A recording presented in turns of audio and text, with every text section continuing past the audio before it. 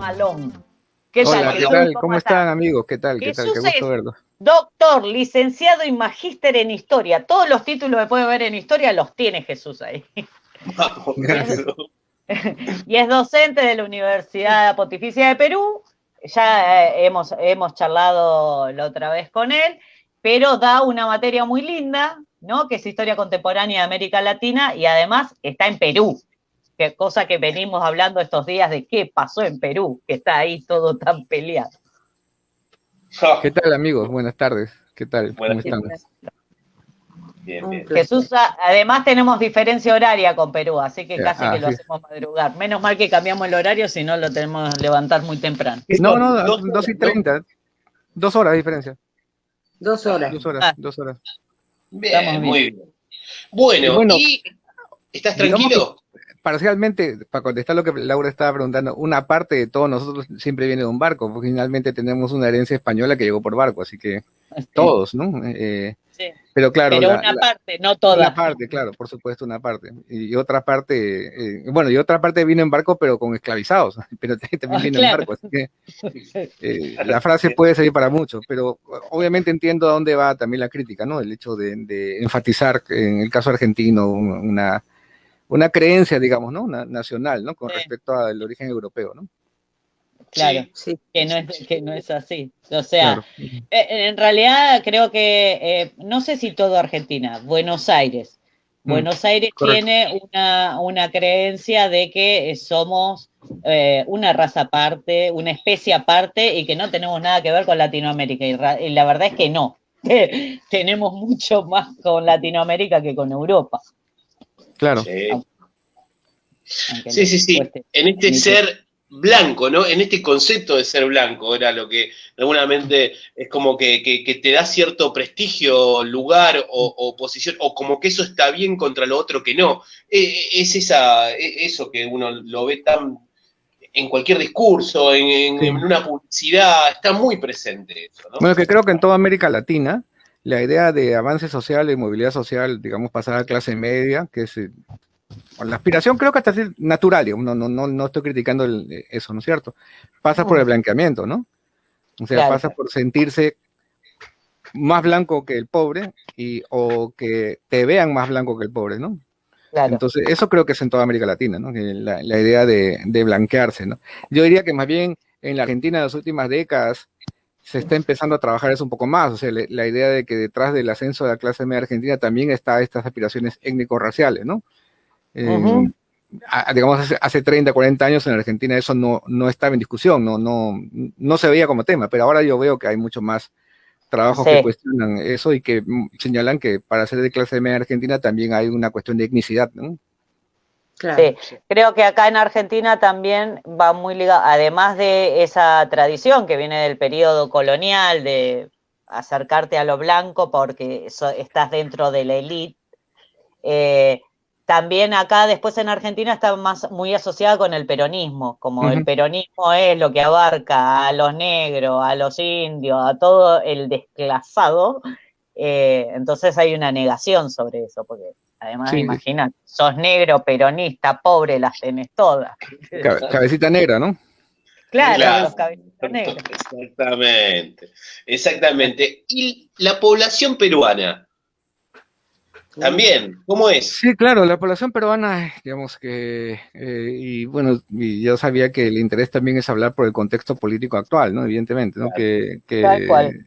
Que no está cerrado y todavía está en discusión. Bueno, ustedes saben que en general toda cuestión política es inevitable la subjetividad hasta cierto punto porque nadie va a opinar en política de una forma absolutamente neutra, pero bueno, hay que tratar de ser objetivo, digamos, dentro de todo esto, ¿no? Obligación que tenemos todos los que nos dedicamos a ciencias sociales porque tenemos que analizar hechos, ¿no? Claro. Interpretar hechos, ¿ok? Lo que han señalado tiene un poco que ver, ¿no? Porque en esta elección que todavía está en discusión, digamos, para algunos, ¿no es cierto? Y de hecho no se ha cerrado, oficialmente hablando.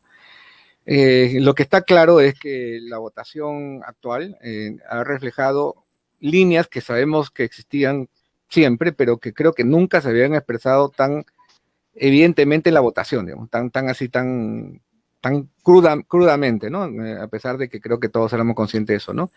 En el Perú existe una gran población mestizo, digamos, mestiza o de origen indígena, y mucha de ella está asociada con la vida agrícola, agraria, campesina, y una buena parte en las zonas de la altoandina, digamos, en la zona sierra de altura, ¿no es cierto?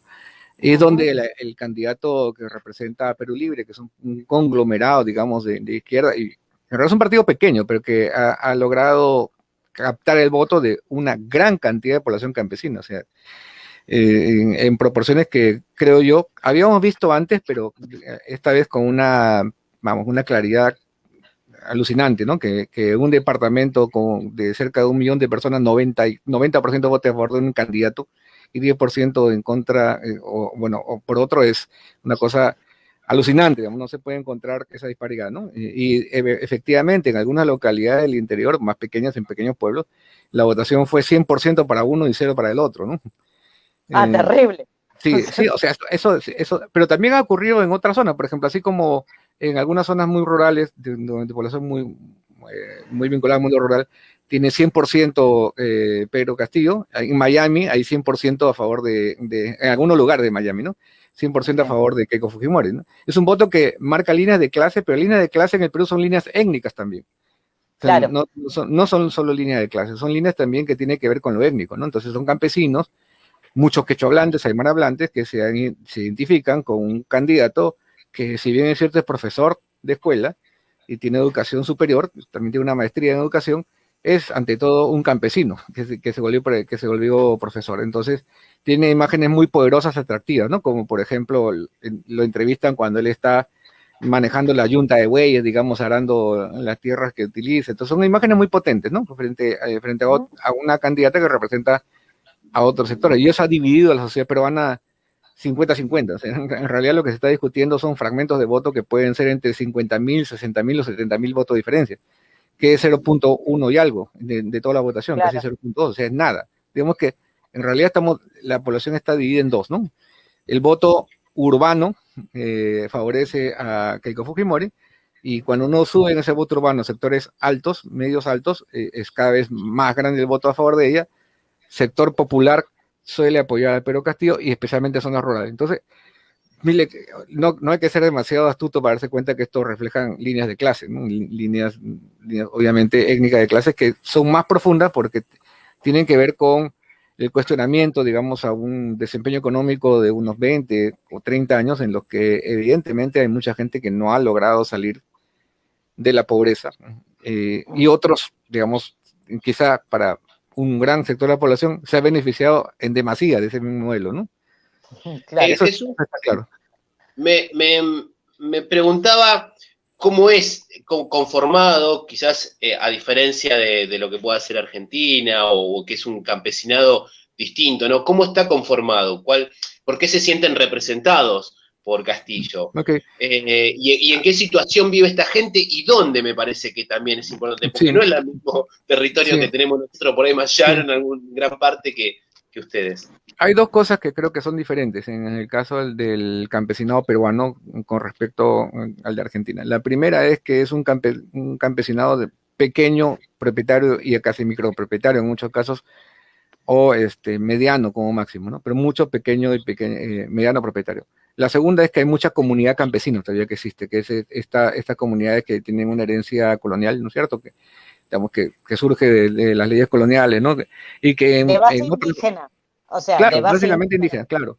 Claro, base indígena. En el último censo ya se podía la gente declarar indígena, y claro, es un lugar donde hay una fuerte presencia indígena. Cusco, Ayacucho, Puno, las zonas altas de Arequipa, Huancavelica, todo el sur peruano, básicamente, que si lo pueden ver en las noticias que llegan, es el que ha votado mayoritariamente a favor de Pedro Castillo, con una proporción global como de 7-3, absolutamente lejos. Y ese campesinado, digamos, micropropietario o comunal, es un campesinado, en el que, digamos, su integración al mercado es poca, no porque no quieran, sino porque viven cerca al autoconsumo, digamos, a la producción de alimentos básicos para vivir, ¿no? Y que ha sido muy difícil que un sistema económico orientado a las exportaciones, y exportaciones clásicas de América Latina, ¿no es cierto? Exportaciones mineras, en el caso peruano, que es lo fundamental, obviamente no tienen capacidad el sistema de generar bienestar. Agregaré otra cosa, si encima de eso tenemos una tradición de un Estado peruano en particular, que es diferente del Estado argentino o chileno, que tiene una tradición, digamos, de haber intentado generar estado de bienestar en momentos de su historia, ¿no? O sea, en algunos momentos hubo un proyecto. En el Perú ese proyecto nunca llegó a cuajar, entonces no es un Estado que haya logrado en los últimos, no sé, pues sí, 70, 80 años, desarrollar servicios públicos, por ejemplo, ¿no? Educación, salud, y hay mucho, pues obviamente, de abandono, ¿no? La gente siente que el Estado es lejano, y si a eso le agregamos que efectivamente hay líneas raciales, o sea, hay rechazo, de las acusaciones usuales en las redes, ¿no es cierto? Las redes ahora tienen la ventaja que nos acercan al lado oculto de muchas personas, digamos, ¿no es cierto? Claro. O sea, lo que la gente dice en redes no lo puede decir a veces con un micrófono abierto porque es público en las redes, bueno, en Twitter, bueno, uno navega y va, y claro, escucha o lee formas de interpretar esto de una forma absolutamente racial, ¿no? O sea, acusar a la gente que vota a favor de Pedro Castillo y imagino que con lo del peronismo había muchas cosas parecidas, de ignorantes, ¿no es cierto? De gente sin educación, ¿no? De que no merecen, representación porque no saben o le falta, comprender lo que pasa en el país, ¿no? O sea, esto también ha causado una reacción más intensa a favor de Castillo porque no estamos en el siglo XIX. Claro, no estamos ha cambiado la época. Cambiado. Estamos en el 21. Estamos en el 21. Muchos de los campesinos tienen celular. O sea, no estamos en la época del 19 que la mayor parte es analfabeta. No. En realidad, probablemente son gente que ha terminado primaria o secundaria y no ha llegado más allá, pero tiene celular, o sea, tiene acceso a las redes y por lo tanto no se les puede omitir, digamos, ni se les puede excluir de la representación política tan fácilmente como era pues en el siglo XIX, donde sin duda con mecanismos de otro estilo, de otras características como el caudillismo, podían ser simplemente omitidos de la participación política, ¿no? Entonces, lo que está ocurriendo acá es que eso ha polarizado al país y como siempre ocurren dos posibilidades, ¿no? Una, o la resolvemos bien y aunque sea, nos damos cuenta de que no hay manera de construir un país sin considerar que todos y la población campesina tiene derecho a participar y a opinar y a elegir a quien crean que lo representa, o regresamos, que es el peligro que a veces sentimos, a la vieja fórmula del golpe de Estado como una forma de evitar los cambios, ¿no? Porque eso siempre está flotando, aunque no es una cosa que en América Latina ahorita esté de moda, ¿no es cierto? Parece ser un poco lejano. Bueno, pero lo tuvimos en Bolivia hace muy poco tiempo. Sí, podría ser. Y Añae se decía que ella era blanca y europea, y cuando uno la ve, claramente no lo es, o sea, sí, es el mismo conflicto racista. Sí, claro, no tengo duda que detrás de esta política hay mucho de racismo también, ¿no? Es un profesor de provincia, digamos, educado en provincias, bien al norte del Perú, en las zonas rurales, que tiene una forma de hablar, digamos, de provincia, es un castellano provinciano, ¿ok? Y que cuando habló en público, una de las primeras críticas fue no sabe hablar, ¿no? Aunque las conjugaciones de verbos no coinciden. Es verdad, ahora vamos a poner por otro lado, es verdad que su candidatura tuvo mucho improvisado, o sea, eso no se puede negar, ¿no? Claro. Es un candidato que estoy seguro que no pensaba que iba a llegar a la segunda vuelta, cuyo objetivo políticamente probablemente era colocar gente en el Congreso, ¿no es cierto? Y vamos, empezar a desarrollar un lugar político, pero que por la reacción, digamos, de los partidos conservadores que se la agarraron contra una candidata de izquierda más moderada que era Verónica Mendoza, digamos, y que infilaron contra ella porque era posible, digamos, política que llegaba a segunda vuelta, se descuidaron y lo que ocurrió fue que el voto se radicalizó y apareció alguien que capitalizó todo eso bueno, llegó. Entonces por eso tiene mucho improvisado, ¿no? En su candidatura. Su plan de gobierno estaba listo, obviamente no convenció a mucha gente porque el equipo técnico lo fue armando en el camino, con idas y contraídas, digamos, uno dice una cosa, otro, con algunas cosas que también han preocupado, como la vinculación con grupos extremistas, ¿no es cierto? Indirecta, él no. Él no. Si hubiera estado él, ya lo hubieran sacado en todas partes, pero él no. Pero rodeado de gente que en algún momento ha simpatizado o ha opinado a favor de Moadef, que es un movimiento, digamos, que se le atribuye vinculación con Sendero Luminoso, ¿no? Entonces hay una zona muy gris, digamos, en el que efectivamente no ha habido claridad, a veces él no ha tenido capacidad de comunicar bien, se contradecía alguna cosa, o sea, como candidato realmente no es que sea el candidato que mucha gente considera correcto, pero la respuesta del otro lado fue esta forma de hacer política que a veces los grupos más conservadores tienen, que es, acá se habla mucho del terruqueo, ¿no es cierto?, del fantasma del comunismo, ¿no? Claro. Bueno, y el fantasma del comunismo incluye ahora Venezuela, ¿no es cierto? Se llega ahí, me parece, Jesús, como a dos cosas. Acá hubo una como anécdota de color y que va vinculado a eso. Perón decía, no es que nosotros éramos buenos, los que estaban del otro lado eran tan malos que terminábamos ganando, más o menos así. Algo así. Y la otra es que se llega a los extremos, o sea, mientras iba ganando Keiko, no se hizo ningún reclamo. Cuando se le da vuelta, empieza a ver como que no, hay reclamos de que hay mal, que hay fraude, y qué sé yo. Y Keiko fue a votar con una tobillera, o sea, es una persona que está detenida, o sea, condenada, ¿cómo iba a gobernar? O sea, bueno, ya eso al otro extremo de decir votamos lo que sea con tal de que no asuma a alguien que viene del campesinado. En este momento, sí, claro, es algo así, ¿no? Y de hecho, los sectores que la apoyan en el espacio, ciberespacio, digamos, virtualmente, y los que salen a la calle, claramente te lo vas a escuchar. No podemos permitir que el comunismo llegue al poder, ¿no? No puede, es imposible, ¿no? Claro, lo primero es, en realidad, ¿qué comunismo es el que va a llegar? Digamos, de qué estamos hablando, ¿no? Y número dos, obviamente, el hecho de que en una contienda democrática, digamos, realmente hablando, si un partido comunista llega al poder por la vía electoral, en realidad la regla de juego de la democracia no permitiría también, claro. O sea, la lucha es política, ¿no? O sea, hay que combatirlo políticamente, pero hay que reconocer en principio que las reglas el que gana, aunque no nos guste, ¿no?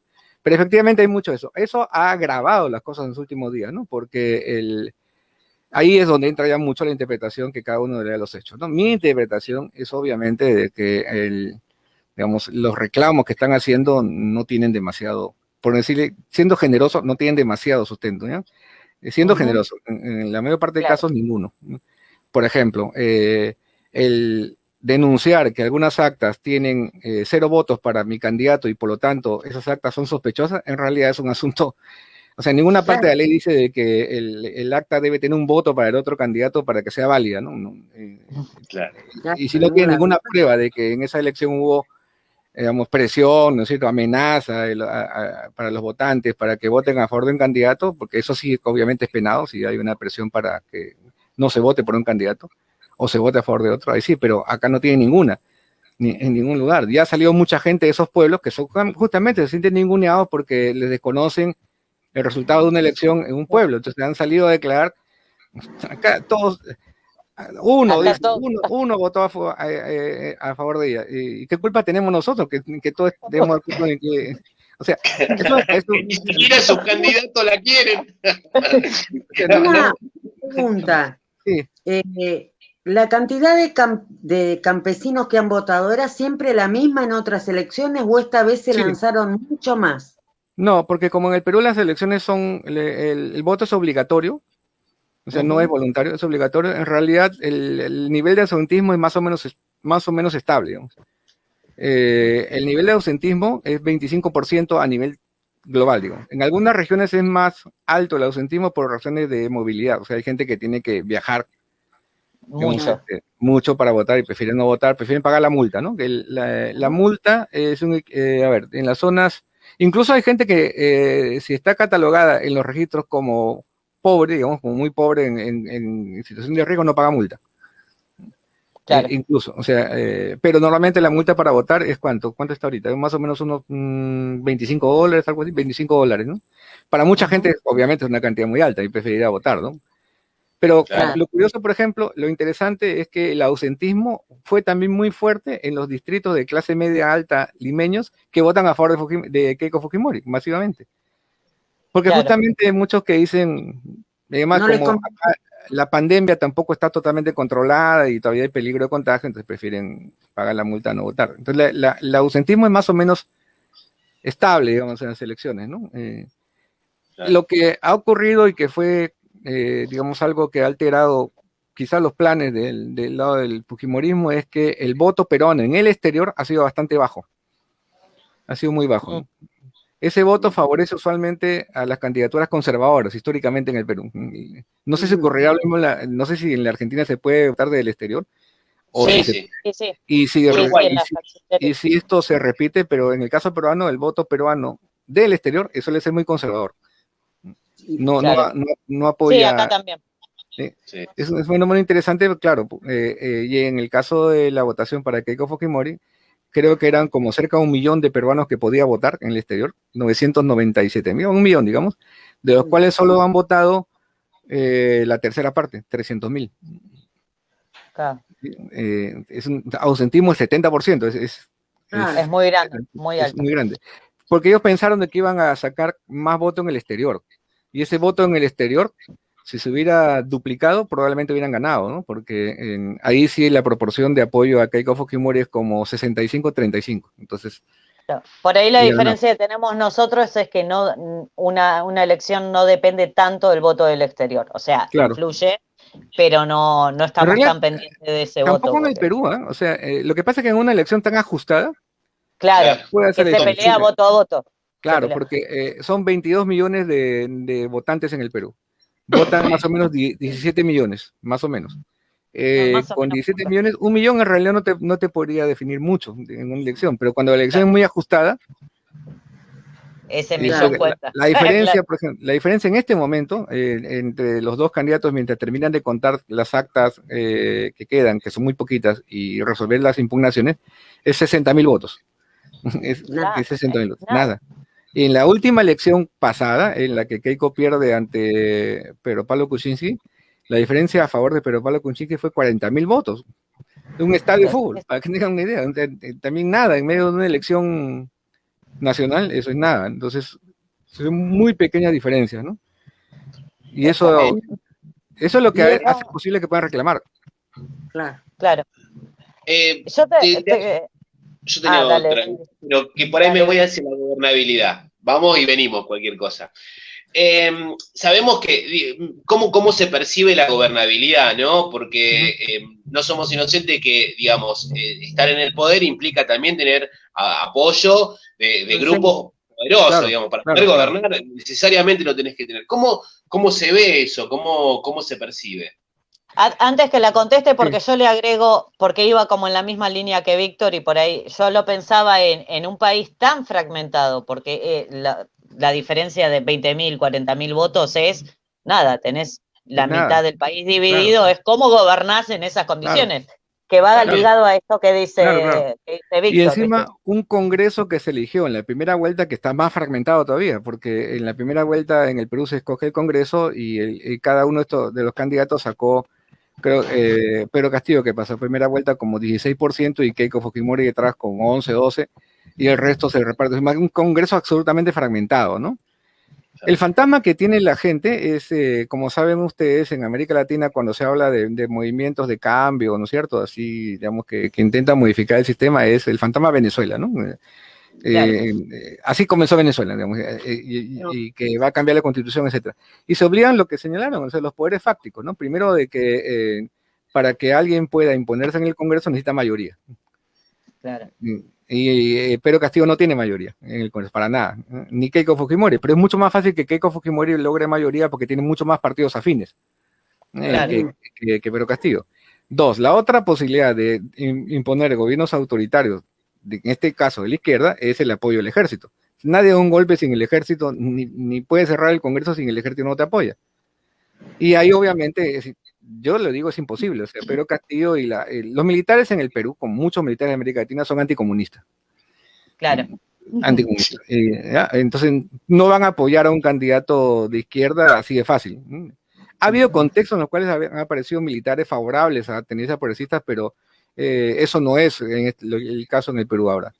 Entonces, para mí una fantasía pensar que un presidente va al día siguiente a anunciar que va a estatizar, ¿no es cierto?, toda la minería peruana o toda la minería que está en buena parte en manos extranjeras o cualquier otra medida de esas características, porque primero el Congreso no lo va a apoyar. Claro, la gente te va a decir, pero puede cerrar el Congreso. Sí, pero para cerrar el Congreso necesitas detrás los tanques, no hay manera.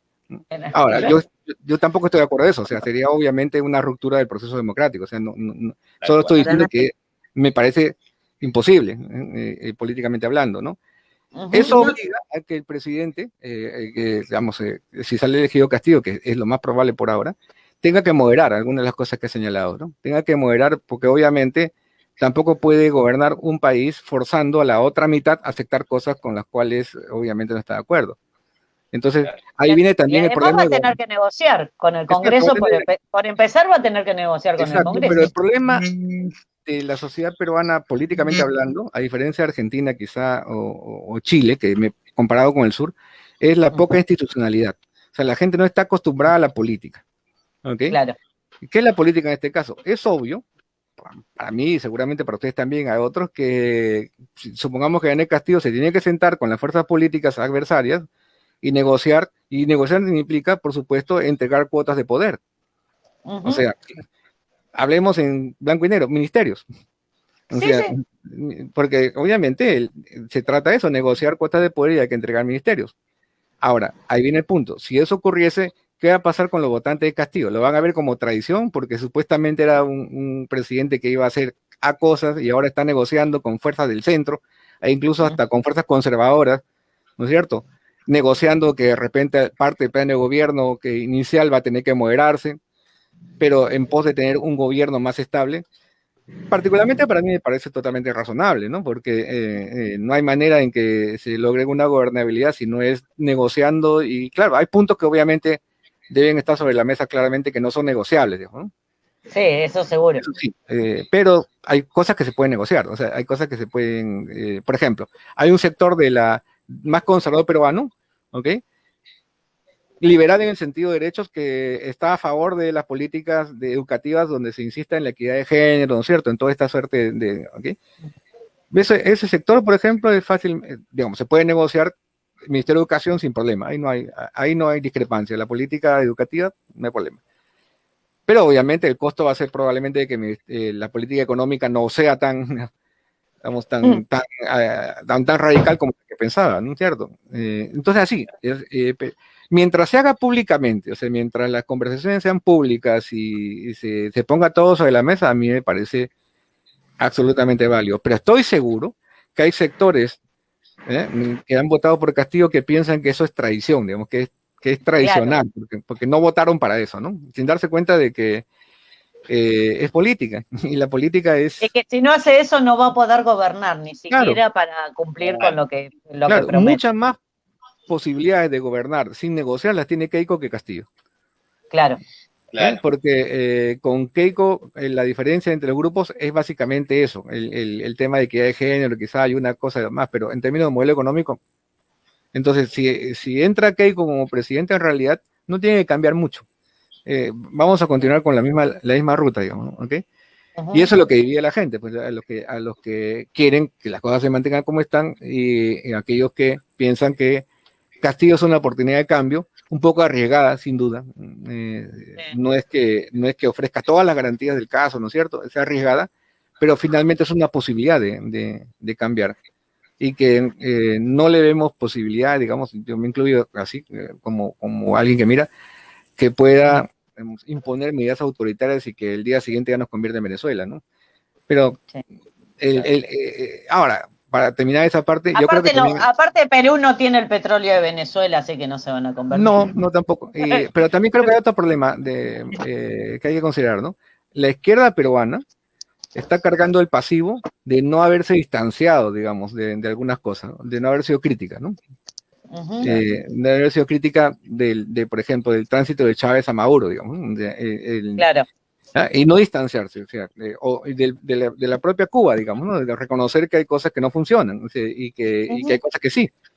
Entonces, a veces esa ortodoxia, digamos, de no ser críticos y no reconocer que hay cosas que no han funcionado de algunos gobiernos que se reclamaban de izquierda, y hay cosas que sí han funcionado, es lo que hace que sea blanco fácil. Y si a eso le suman el hecho de que hemos tenido entre nosotros una etapa de violencia subversiva vinculada a partidos políticos maoístas, claro. Entonces se entiende que hay un temor, digamos, de la gente de que esto termine de esa manera. Pero ahí creo que la izquierda también es corresponsable de no haber hecho a tiempo las distinciones necesarias, digamos, ¿no? Para crear una izquierda peruana, una izquierda que sea el reflejo, digamos, de lo que quieren hacer, ¿no? ¿Le tienen miedo a esto de parecerse a Venezuela? Mucho. Y con Evo, ¿no tienen miedo también, de que nazca un Evo? También, claro, porque Evo cambió la constitución, todo, ¿no es cierto? Pero como Bolivia no tiene una situación económica tan notablemente caída como Venezuela, no, y creo que acá también en el Perú lo que influye mucho la enorme presencia de venezolanos, ¿no? Tenemos muchos venezolanos, entonces, claro, son el reflejo, para una parte de la población, el reflejo absoluto viviente del fracaso económico de Venezuela, ¿no? Entonces, de hecho, Keiko Fujimori ha tratado de apoyarse mucho en eso, digamos, y en alguna que otra manifestación que tuvo, venezolanos participaron, digamos, ¿no? No pueden apoyar, bueno, votan, pero digamos que se siente que son parte de uno. Yo vivo en un lugar donde hay muchos venezolanos también, entonces, claro, uno siente, ¿no? Que todos dicen eso, ¿no? Sí, es socialismo, comunismo, bueno, sí, así fue en Venezuela y ya saben, ¿no? dónde terminó todo eso. Sí, es verdad, es cierto. Pero creo que ahí, creo que mucho tiene que ver la manera que se ha concebido, digamos, el proyecto venezolano. O sea, creo que hay que discutir más qué cosa fue o qué cosa es el proyecto venezolano, ¿no? O sea, pensar de que ser de izquierda es sencillamente repartir recursos, no es, digamos, no lo es, no transforma un país, claro. Entonces, hay una lectura de lo que significa ser de izquierda que a veces es muy superficial, ¿no? Gobiernos que han tenido carácter básicamente populista, de redistribuir ingresos, pero sin transformar la estructura social y sin transformar la estructura económica de fondo, son percibidos por la izquierda cuando en realidad pueden ser de derecha, tranquilamente de otras dimensiones, ¿no? Y eso es lo que creo que acá ha faltado discusión, ¿no? Y claridad, ¿no? Mirá, clarísimo. Muy claro. Yo me quedaría horas y horas hablando con Jesús. Bueno, yo también, sí, con ustedes es un placer conversar. Estamos en un momento difícil, estamos en un momento complicado, ¿no? Porque, honestamente no sé exactamente en qué va a terminar esta historia. Todos los datos estadísticos apuntan a que Pedro Castillo ha ganado. Pero a nosotros nos llegó esa información, como que ya tenía cerrado en términos numéricos, sí. Lo grave es que se está discutiendo actas que ya han sido contabilizadas. Y eso es inédito, digamos. O sea, que se puede discutir actas que no han entrado a la contabilidad. Claro, pero no las que ya contabilizaste, la que ya está revisada, esa ya está. Pero se está pidiendo eso y argumentando fraude.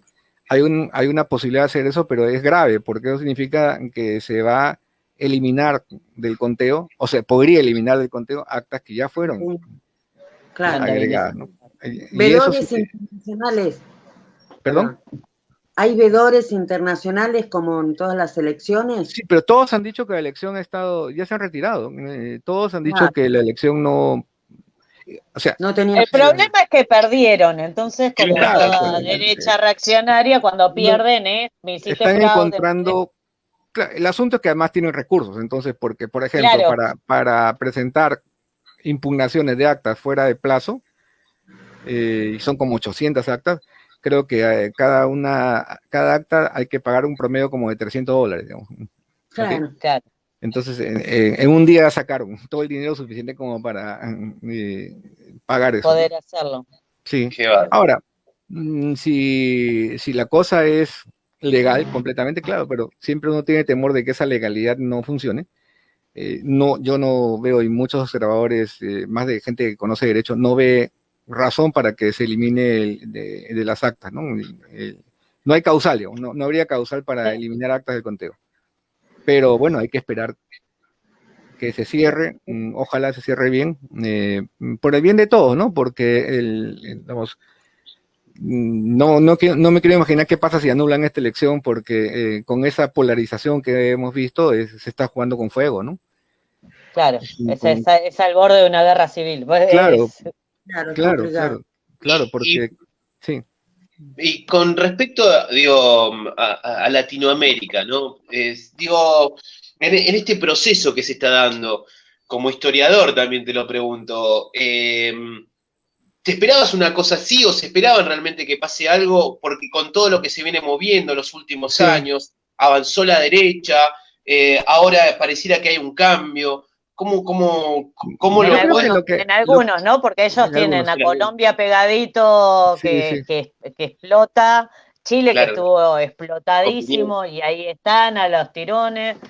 Bueno, yo creo que la variable que ha alterado todo y que quizás estábamos demasiado cerca para comprenderla bien, ¿no? Hay que esperar que termine el proceso. O sea, yo no creo de que la historia actual sea imposible. Yo lo que sí creo es que algunas cosas hay que esperar, digamos. Claro, pues estamos en el medio. Trayectoria para mirarlo mejor, ¿no? Yo creo que la pandemia ha sido el gran disparador de todo esto, ¿no? O sea, la pandemia ha mostrado en varios países de América Latina, el Perú es un ejemplo clarísimo, las enormes limitaciones de un Estado construido, digamos, donde lo privado es el que provee servicios, ¿no es cierto? Donde el Estado abandonó en muchos casos. Y eso que ustedes tienen un Estado más fuerte, imagínense en el caso peruano, por ejemplo, en realidad en el Perú, la cantidad de contagios no ha sido tan alta si lo miras por millón de habitantes. Claro, no ha sido tan fuerte. Pero la cantidad de fallecidos sí. Lo cual significa que el problema no ha sido necesariamente la poca capacidad del gobierno para gestionar la pandemia en términos de contagios, sino fundamentalmente el déficit de atención de salud. Claro. Y como ha ocurrido en varias partes, la falta de oxígeno en México, bueno, el Perú no ha sido el único caso, ¿no es cierto? En el Brasil, en el Perú, ¿cierto? Y clínicas privadas, bueno, acá le decimos clínicas privadas que han cobrado cantidades exorbitantes y alucinantes para atender gente, ¿no? Por ejemplo, una persona que en el punto más fuerte de la pandemia, que quería ser atendida en una clínica privada, le estaban exigiendo depósitos que bordeaban los $30,000 o $40,000 como depósito para entrar a atenderte. ¿Ok? Y entonces, yo creo que lo que ha mostrado la pandemia en el Perú, y imagino que en todas partes, es que no vamos a progresar nunca como continente y como país si dejamos todo en manos de lo privado. O sea, no, que tener un Estado que intervenga. Exacto. Por otro lado, también la experiencia nos ha enseñado que el Estado estatista, ¿no es cierto?, controlista y que pretende administrar la economía también ha fracasado. Pero obviamente lo que necesitamos es un balance, digamos.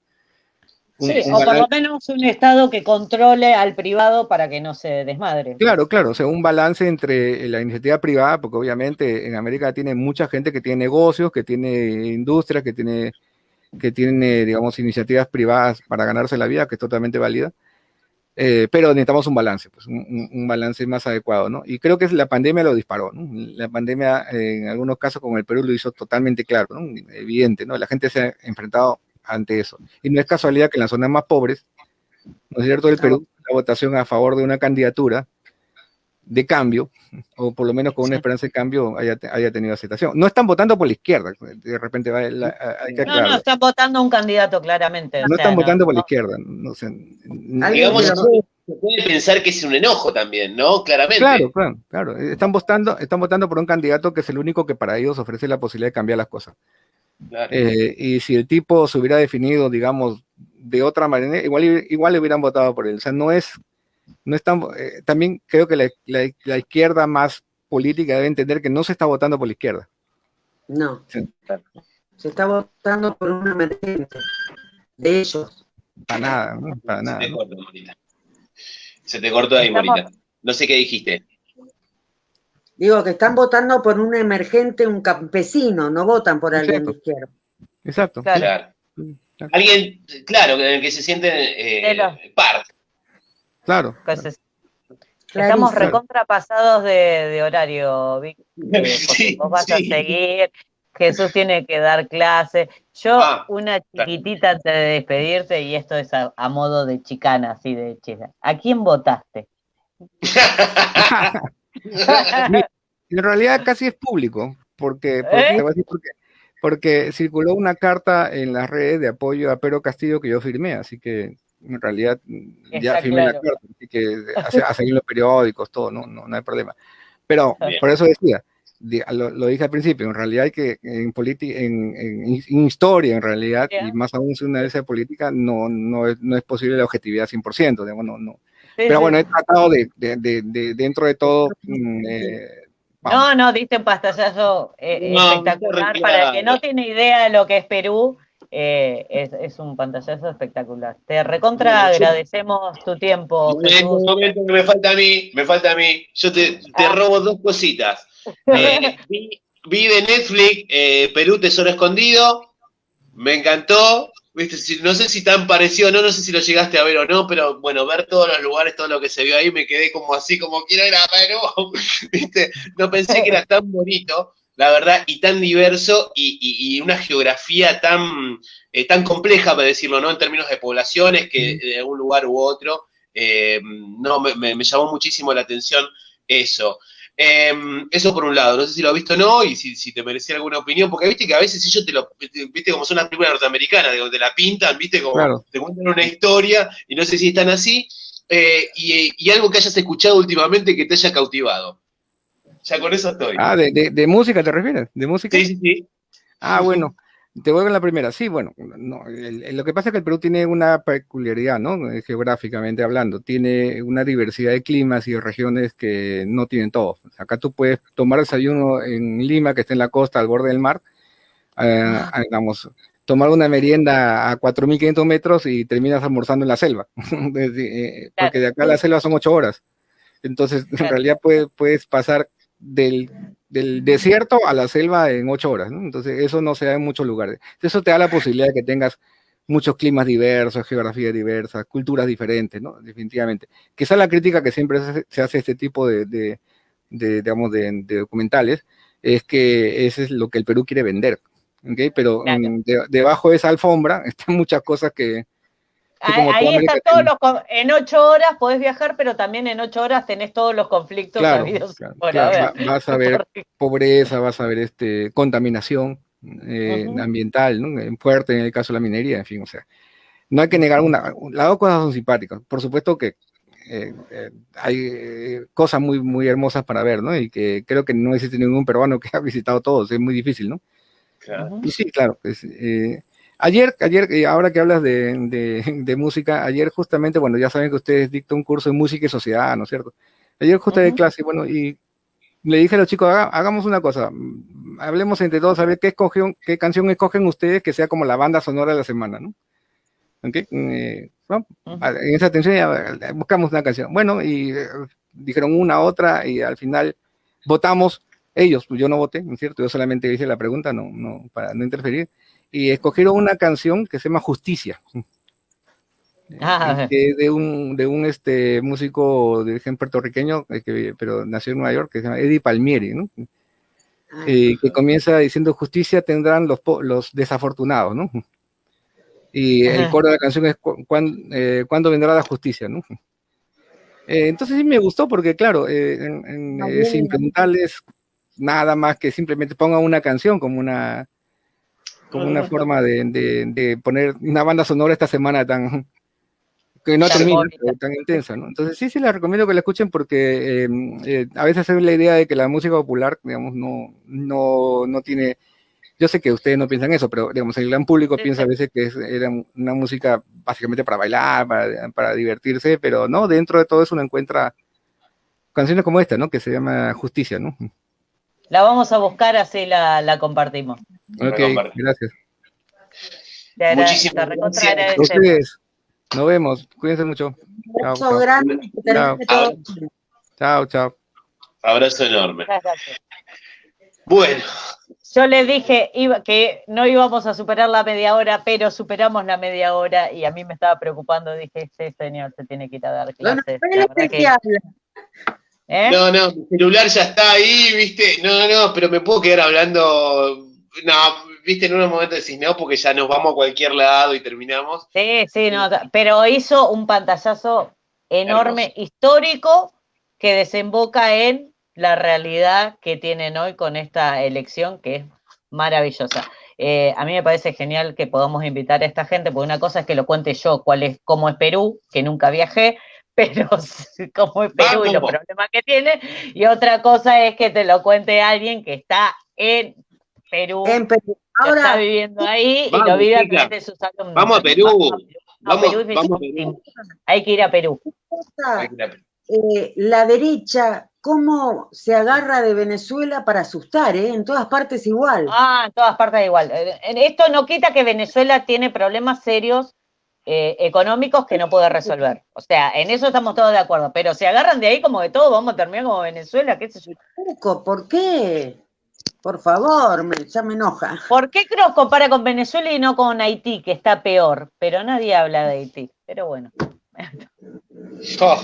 Bueno, maravilloso, me encantó, hermoso, muy buen fin de semana, a ver mucho contenido, vamos a ir publicando cosas, hay de todo, así que quédense atentos a nuestro Facebook. Bellas. Y a nuestro Instagram, o sea, que los vamos a repetir para que en Instagram estamos insistiendo con que vayan a YouTube, con que vayan a Facebook, y así pueden ver este contenido que no lo podemos compartir por Instagram, solo se puede compartir por Facebook o YouTube. Y hay muchísimo. Hay muchísimo. Bien. Buen fin de semana. Chau, gente. Nos vemos. Chau, chau.